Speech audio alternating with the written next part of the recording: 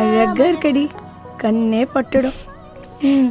சரி சரி, நாழியை எடுத்து கிளம்புற வழிய பாரு, மாப்பிள்ள காத்துன்னு இருப்பார். சரியா? ஏ நில்லடி, நீ பாட்டு மடமடன்னு போயிட்டே இருக்க.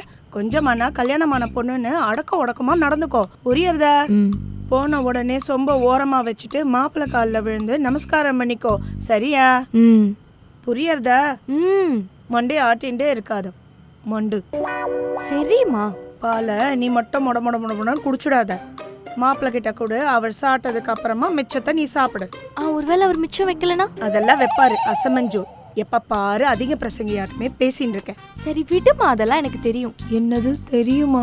என்னடி தெரியும்? விடுமா. அச்சோ பெருமாளே, நீ தான் காப்பாத்தணும் என் மாப்பிள்ளைய.